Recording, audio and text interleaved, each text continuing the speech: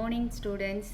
Today we are going to discuss about chapter 4 algorithmic strategies. Last class in this chapter we learned about what is an algorithm and what is meant by algorithmic strategies and characteristics of an algorithm, how to write an algorithm. In this video class we are going to discuss about analysis of an algorithm and how to find the complexity of an algorithm. Last class we saw the topic writing an algorithm, and that topic we discussed two algorithm for how the washing machines can work and how to prepare a coffee. In this video class we see one more example for writing an algorithm. This algorithm is problem oriented algorithm.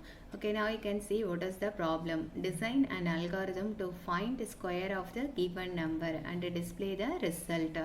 So in this algorithm steps are given below. Okay, so we already know what is meant by algorithm. Algorithm is a finite number of steps. We already know the meaning of finite number, that is it must be end with a minimum number of statements. Okay, now in this algorithm how many total number of steps is there? Only 5 steps is there.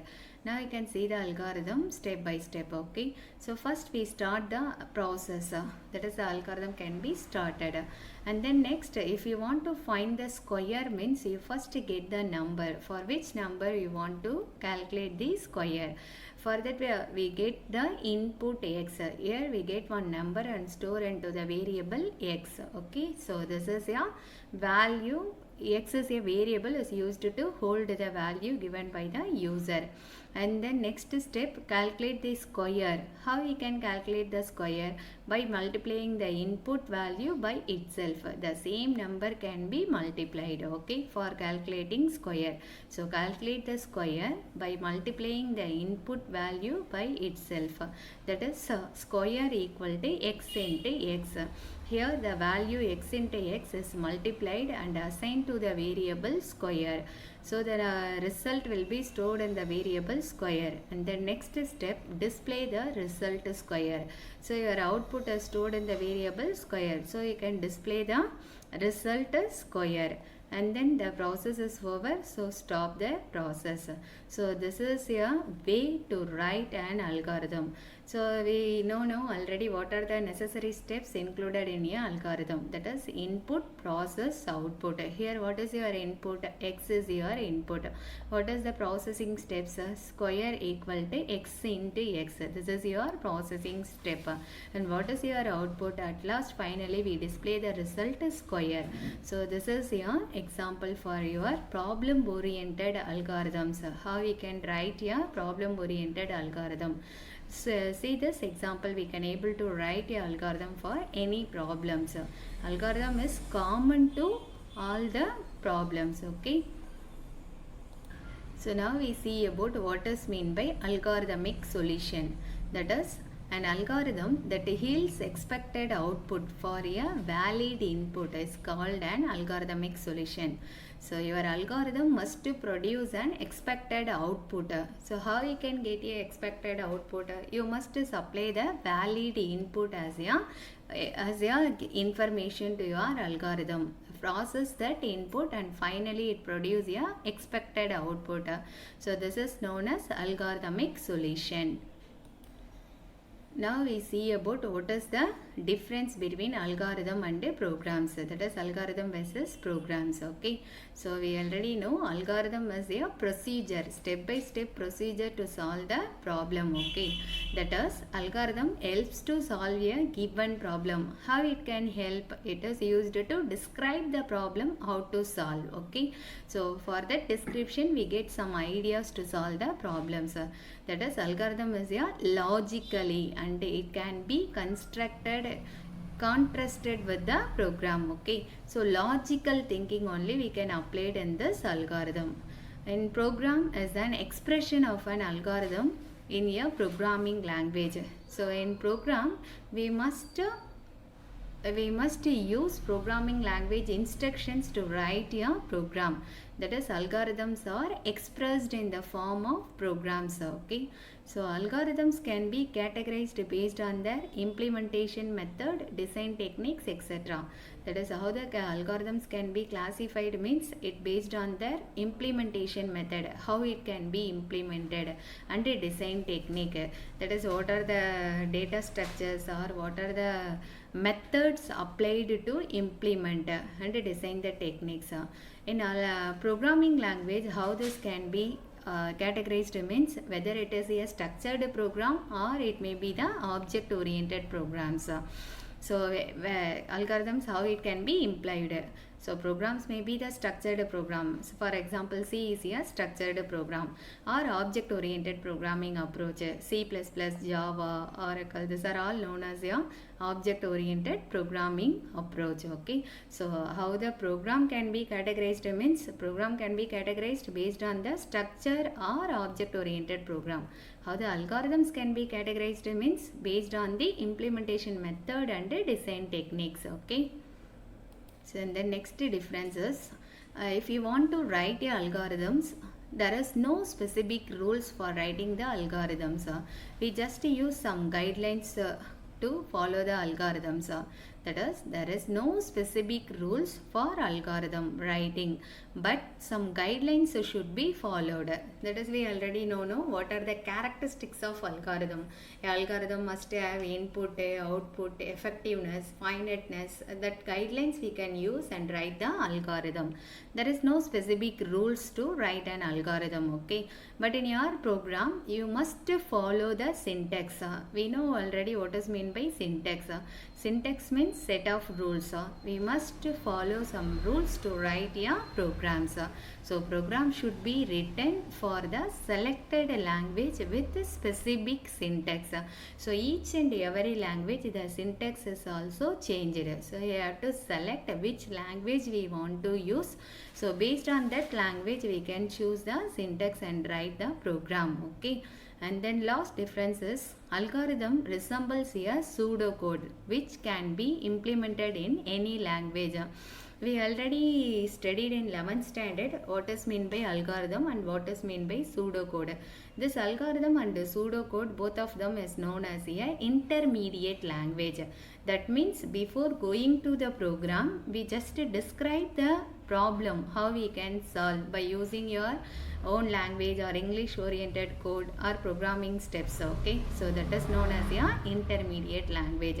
So algorithm is resembles to the pseudocode. Pseudocode means high explanations of programming problem description is known as a pseudocode. Okay, now we can see algorithm is most resemble to the pseudocode, but program is more specific to a programming language. Each and every programming language has their own syntax. There is no resemblance for one programming language to the another programming language. Okay, that is more specific to a programming language. So these are the difference between algorithms and programs. So now we see about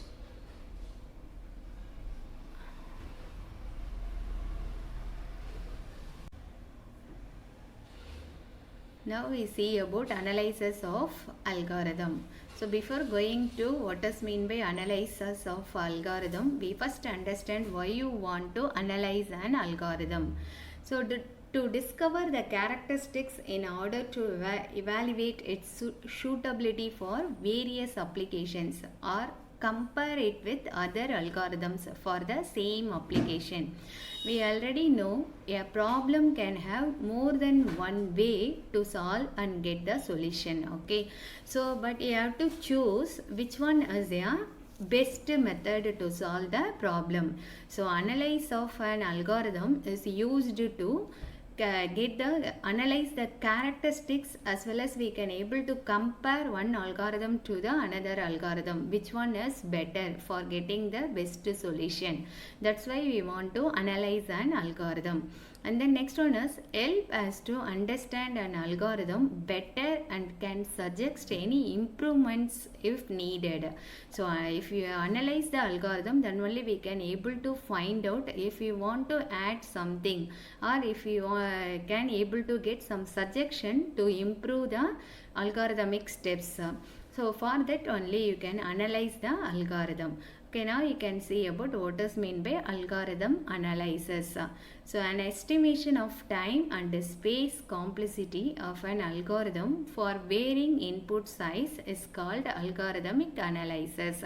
So if you want to work an algorithm, you must analyze how much time and space is required to complete the process. Here time means execution time. How much time is take to finish the process. It takes to complete a task, that is known as time. And space means memory space. How much memory space is required to store the content. So you can calculate these two things before going to implement to the programming language, that is known as algorithmic analysis. Okay. So analysis of an algorithm usually deals with running and execution time of various operations involved. That is, we can find out running time and execution time of the various operations. So what is mean by running time? Running time of an operation is calculated as how many programming instructions executed for operation. If you want to do one operation, how many programming instructions are needed to perform that particular operation? If for example, if you want to add two numbers, for adding two numbers, what are the steps is needed? So for what are the steps we need for adding two numbers? First you want to get the input. That input is stored in your memory, and then you must retrieve the input from the memory and do the operation. What is the operation here? You want to add the two numbers, that is plus operation you want to perform. After completing the operation, you want to store the result to the another variable.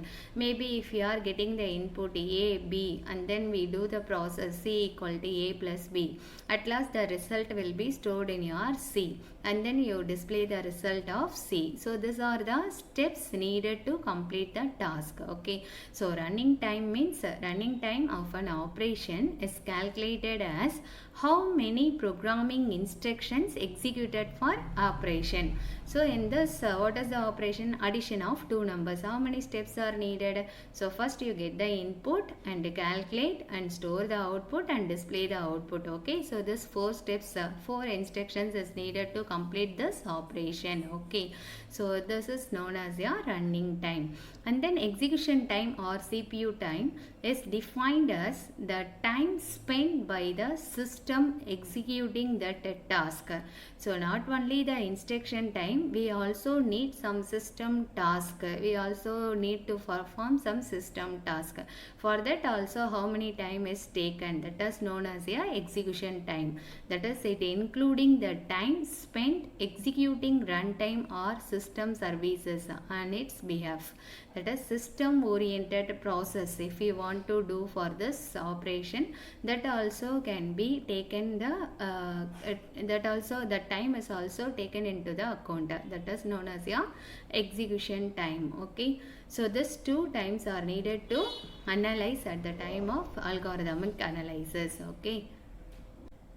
The analysis of algorithms and performance calculations can be divided into two different phases.